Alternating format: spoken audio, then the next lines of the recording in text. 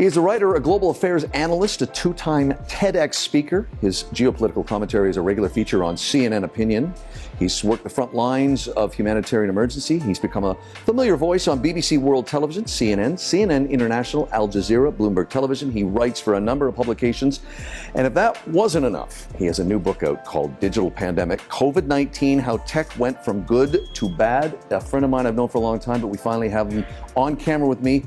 It's Michal Bociurkiw. Michael, thank you for joining us. Good to be with you. And by the way, it's How Tech Went From Bad to Good. Thank you. How Tech Went From Bad to Good. Yeah, that's kind of important to get the title right. You're not the first one. No, that's okay. Listen, thanks for correcting.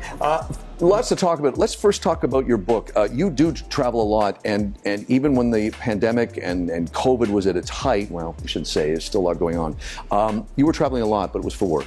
Tell us a bit about you. Although I got to say, Jim, during the pandemic, I hardly traveled at all. Yeah. You know what? It was fine with me because it enabled me to get a book done. Some people, I guess, learned yoga or how to bake. You wrote a book. I wrote a book. Well, you write a lot anyway. Yeah, I do. Yeah. And frankly speaking, I mean, this is a lot from my CNN op-eds, from my podcast, other interviews I've done. So a lot of the information was right there sitting in front of me. And plus I was working on a book earlier called Digital Crack about smartphone and social media addiction. So that's partly in there too. And it was a great thing to do during the pandemic because of technology now. I had people in New Zealand do the editing, do the cover. That's great. A guy in Victoria did the editing as well. So it all came together very easily, as a matter of fact. And you say, I want to get this quote right, that the entire point of the book is to highlight how information technology puts us directly beside the grieving mother, amid the chaos of an overwhelmed hospital system in a cramped apartment, peering over a lockdown city center, while also listening to the poetry of an excited scientist. This really is the first truly global event that we've all watched on our little screens, as you say. Yeah, it's pretty amazing. I mean, before, and it still does, tech gets a really bad rap, Facebook, Instagram, not only for invasions of privacy, sharing our data, but for stripping traditional media of a lot of the advertising dollars that they used to get. Yeah. On the good side, however, can you imagine going through lockdowns in this pandemic without technology? How would we connect with our loved ones? How would we order food or, do a lot, working from home tech was the big enabler. So a lot of people leaned into digital a lot more during the pandemic just to be able to survive, keep their livelihood, stuff like that. Again, talking about the many things you do, we've talked about the book. You also have a very successful podcast. Tell our viewers a bit about that. Yeah, so it's called Global Impact, and I now co-host it with Melissa Ritchie. She's a LA-based French-Italian actress, very charming and smart, and we interview people around the world on various topics, but basically our goal is to connect the dots.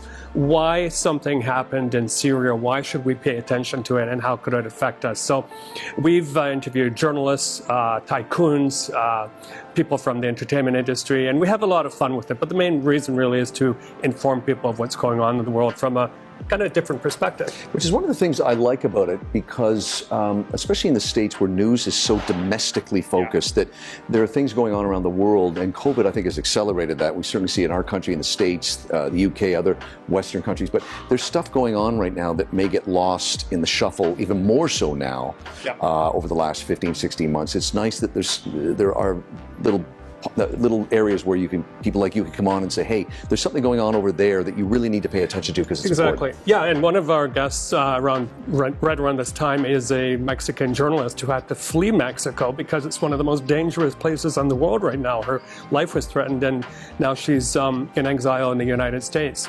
I saw her on BBC Hard Talk, actually while flying in an airplane, and immediately got a hold of her, and she responded. So we have her on the show now as well. So interesting people like that who take a lot of risks and who can really motivate us, I think. Yeah. I don't say this lightly by any means, but talking about people fleeing, there's a couple places I'd like to ask you about. One place you spent a lot of time in a couple of years back, and it was not for good reason. You were all over the TV as the go-to guy for the Malaysian crash in Ukraine. Tell us about briefly the feeling in Ukraine at the moment, and also Belarus. Yeah, so Ukraine, I was seconded by Canada as a spokesperson for the Organization for Security and Cooperation in Europe. It's basically the world's biggest regional security body. And when I arrived there shortly after Russia did their land grab, they took Crimea illegally, and then they took eastern Ukraine. the Donbass as it's known. So, and within my first 3 or 4 months, we had 2 kidnappings of our staff, and we had that tragic downing of Malaysia Airlines MH17. So me and our team, we kind of became the spokespersons of that particular tragedy. Neighboring Belarus is a disaster.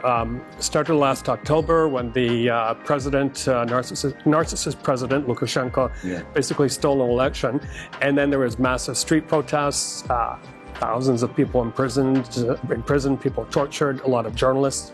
And then your viewers will remember during the Olympics the high-profile defection of the sprinter Christina, who went to Poland. It goes to show you how fearful people are if they have to give up their professions, give up their lives, leave their families to go flee somewhere else. But so people have gone from Belarus to Ukraine, Poland, Lithuania, but the sad thing is they're not completely safe there. Let's talk about the new normal of travel. We had Deb Tierney on recently from Toronto, who's a cruise guru. She talked about cruising. Give us a few seconds of what people can expect going forward into 2022. Sure. Well, I just did my first long-haul flight on Turkish Airlines from Istanbul to Vancouver. It was fantastic. Turkish Airlines is great service. I was up front. But there is a little bit of a difference in the sense that you have to wear your mask all the time. And what I like about Turkish is they really enforce that. If you're not even wearing your mask properly, they will tell you. The food is prepared a bit differently, served differently, but it's still really good service up there. But you have to get ready. You have to do your research. Where do you get tested? How many tests do you have to do? Do you have to be fully vaccinated? So there's a lot more preparation to go into travel, but I would encourage people to do it more thoughtfully and carefully. Yeah, sure. Yeah, I guess when you write books, you get to fly up front, unlike a we poor TV host. Okay, the new book, which has allowed him to fly up front. I kid, he travels all the time and does a lot of great work. The new book is called Digital Pandemic, COVID-19, How Tech Went from Bad to Good. Correct. Michael, it's been great to have you on the show. Digitalpandemicbook.com for more information. Cheers. Thank you.